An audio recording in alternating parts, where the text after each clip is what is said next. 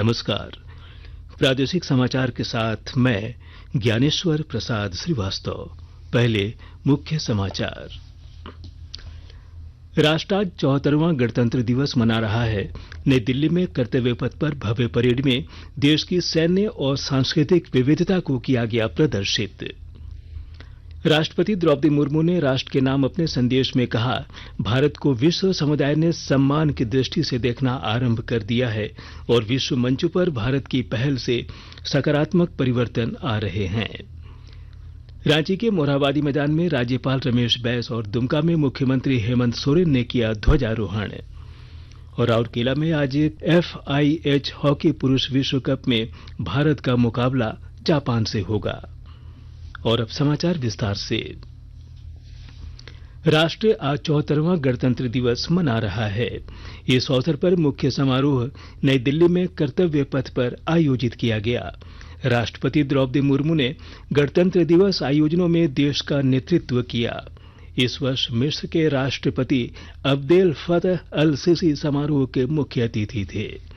गणतंत्र दिवस परेड में देश की सैन्य शक्ति, सांस्कृतिक विविधता, आत्मनिर्भरता संबंधी प्रयासों, महिला सशक्तिकरण और नए भारत के अभ्युदय को प्रदर्शित किया गया।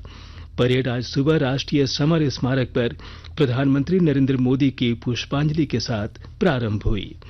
परंपरा के अनुसार राष्ट्रीय ध्वज फहराया गया और उसके बाद राष्ट्रगान हुआ तथा 105 mm के इंडियन फील्ड बंदूकों से 21 तोपों की सलामी दी गई। पहले यह सलामी 25 पाउंडर बंदूक से दी जाती थी। परेड के लिए कर्तव्य पथ पर उपस्थित दर्शकों पर Mi-17 1V और V5 हेलीकॉप्टरों द्वारा फूल बरसाए गए। परेड की शुरुआत राष्ट्रपति के सलामी लेने के साथ हुई। पहली बार गणतंत्र दिवस परेड में मिस्र के 144 सैनिकों की एक टुकड़ी ने हिस्सा लिया। इस टुकड़ी का नेतृत्व colonel Mahmood Mohammad Abdel Fattah अल खरसावी ने किया।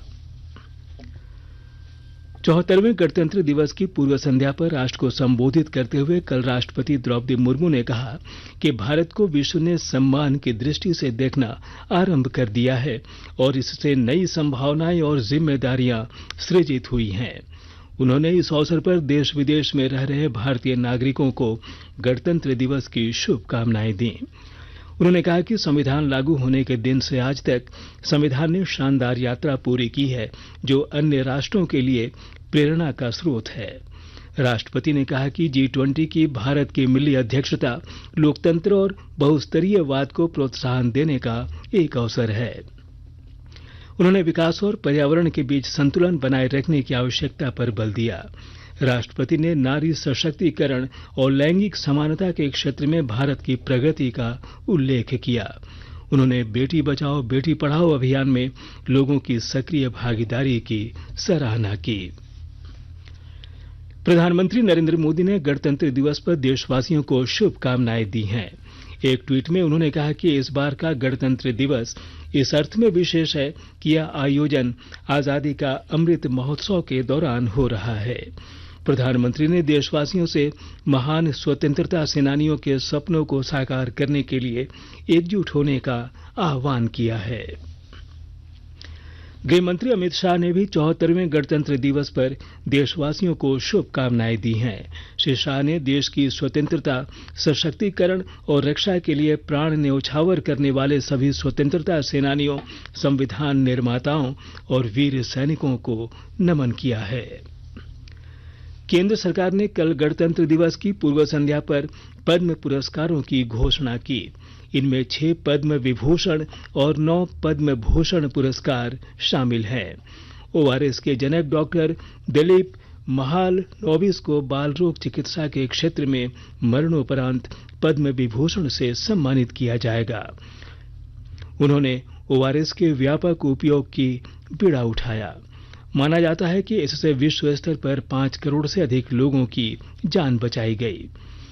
समाजवादी पार्टी के पूर्व अध्यक्ष मुलायम सिंह यादव को भी मरणोपरांत पद्म विभूषण से पुरस्कृत किया जाएगा। पुरस्कार पाने वालों में 19 महिलाएं हैं। अलग अलग कार्यक्षेत्रों में उल्लेखनीय योगदान देने वाले 91 अन्य व्यक्तियों को भी पद्मश्री पुरस्कार दिए जाएंगे। आकाशवाणी के ताजातरीन समाचारों के लिए आप हमारी वेबसाइट newsonair.com पर लॉग इन कर सकते हैं। ताजा समाचार Twitter handle @AIR news alerts और Facebook page All India Radio News पर भी उपलब्ध है। आप प्रादेशिक समाचार एकांश के ट्विटर हैंडल @AIR न्यूज _ और फेसबुक, इंस्टाग्राम पेज तथा YouTube channel AIR news Ranchi पर भी हमारे बुलेटिन सुन सकते हैं। प्रादेशिक समाचार आप आकाशवाणी रांची से सुन रहे हैं। रांची के मोरहाबादी मैदान में आयोजित गणतंत्र दिवस समारोह में राज्यपाल रमेश बैस ने ध्वजारोहण किया और परेड की सलामी ली। इस मौके पर राज्यपाल ने कहा कि इसी संविधान के माध्यम से एक संप्रभु प्रजातांत्रिक गणराज्य की नींव रखी गई।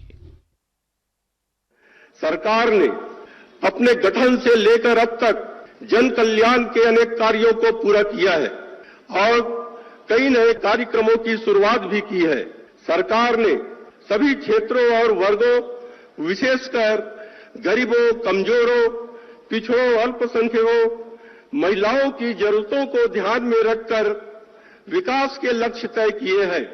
सरकार का प्रयास है कि इस कार्य योजना के तहत आगामी कुछ वर्षों में प्रदेश को देश का सर्वश्रेष्ठ राज्य बनाया जाए।